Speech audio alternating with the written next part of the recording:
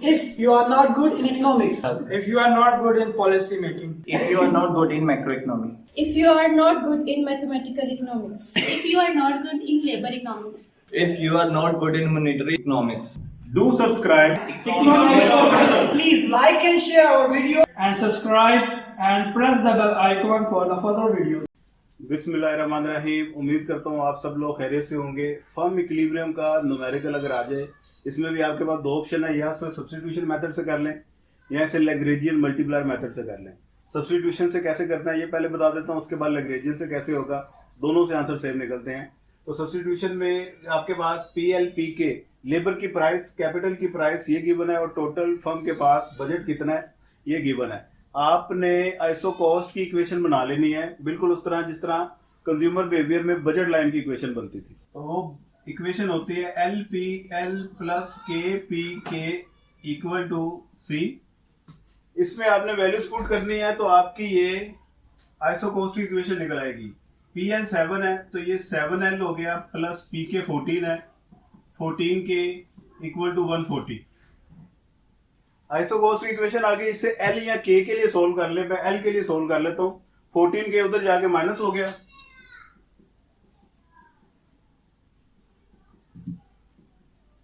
और ये 7 इन दोनों से डिवाइड हो जाएगा।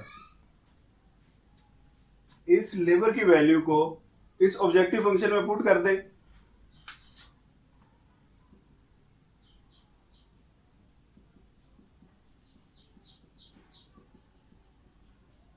ये के स्क्वायर इन दोनों से मल्टीप्लाई हो गया,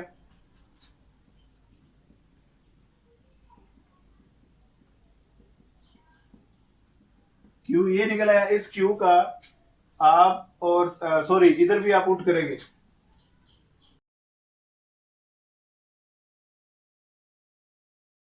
इस इक्वेशन का आप विद रिस्पेक्ट टू के डेरिवेटिव ले लें, तो वो आ गया आपके पास क्यू क्यूब वाली इक्वेशन। पावर जिसकी सबसे बड़ी है उसका सबसे पहले डेरिवेटिव लेंगे, -6 के स्क्वायर प्लस 40 के माइनस 40, इसका कांस्टेंट का 0 हो गया। इस इक्वेशन को according to first order condition equal to 0 put करना होता है। मैं इसी स्टेप में इक्वल टू 0 पुट कर रहा हूं, और ये -2 से थ्रू आउट डिवाइड करते हैं आप, तो 3 के स्क्वायर -20 के प्लस 20 इक्वल टू 0। सॉरी यहाँ पे ये माइनस माइनस प्लस हो गए, ये प्लस है ये माइनस का हो जाएगा। ये आपके पास एक क्वाड्रेटिक इक्वेशन आ गई। क्वाड्रेटिक फार्मूला आपको पता है, उस फार्मूले में वैल्यूज लगाएं, के दो आंसर निकल आएंगे। ए यहाँ पे 3 है, बी यहाँ पे -20 है, सी यहाँ पे -20 है। तो वो फार्मूला क्वाड्रेटिक आप लगाएंगे, के दो आंसर निकलेंगे, एक माइनस में होगा एक प्लस में होगा। फार्मूला है हमारे पास के equal to minus B plus minus B square -4 AC over 2A। इस फार्मूले में आपने ये वैल्यूज पुट करनी है, ये वैल्यूज पुट करेंगे डायरेक्ट। मैं आपको आंसर बता रहा हूं, के का आंसर निकल आया 7.55 और एक के निकल आएगा -0.88। इसमें से माइनस वाली वैल्यू हम रिजेक्ट कर देंगे, क्यों? क्योंकि कैपिटल कभी भी माइनस में नहीं होता। इस वैल्यू को एक्सेप्ट करेंगे हम। इस के की वैल्यू को इस एल में पुट किया तो एल भी निकल आएगा जी। तो एल निकल आया 4.90 या 4.9। एल और के निकल आया, इसका मतलब है हमारे सारे मसले हल हो गए हैं। आप अगर लेबर 4.9 यूनिट लगाएं, कैपिटल 7.55 यूनिट लगाएं, तो आपकी आउटपुट मैक्सिमम हो जाती है। और लास्ट में मैक्सिमम की कंडीशन आपको पुट कर दें,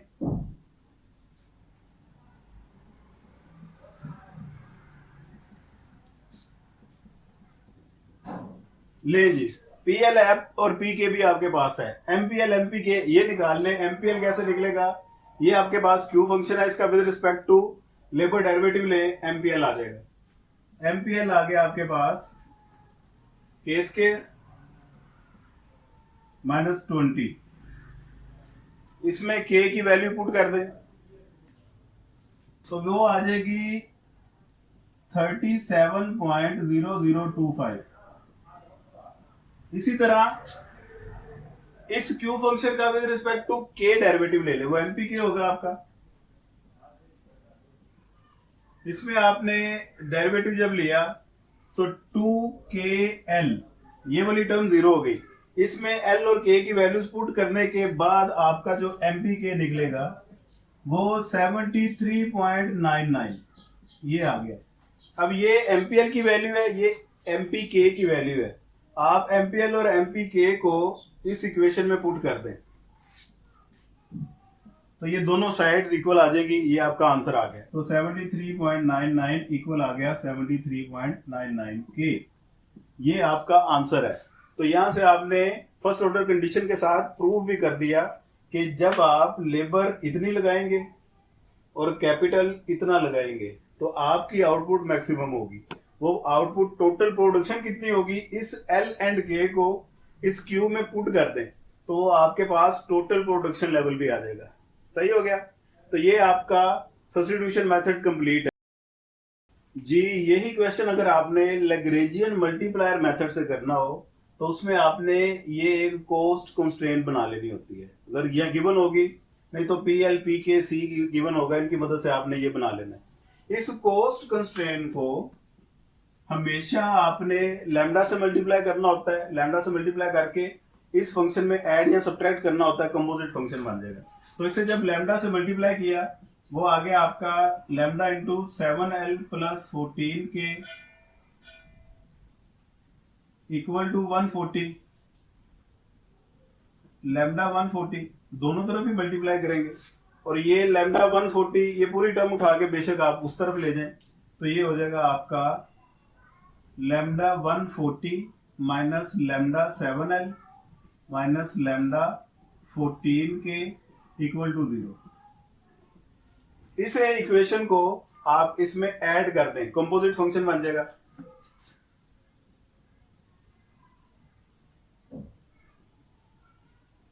तो कंपोजिट को भी आप Q का नाम दे दें या F का भी नाम दे सकते हैं।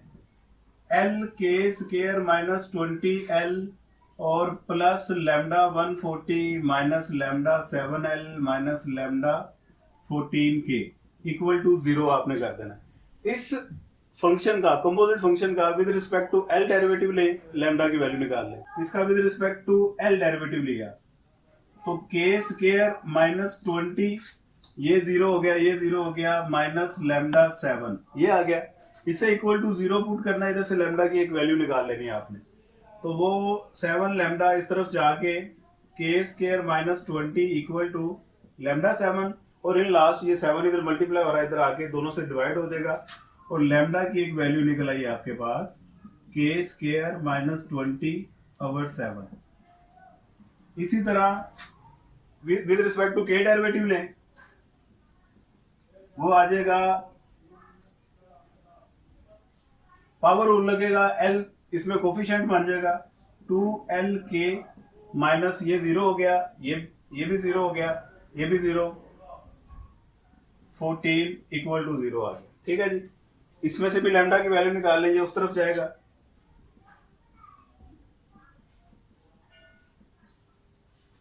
और ये 14 इधर आके डिवाइड हो गया, ये दो लैम्डा की वैल्यूज निकल आई।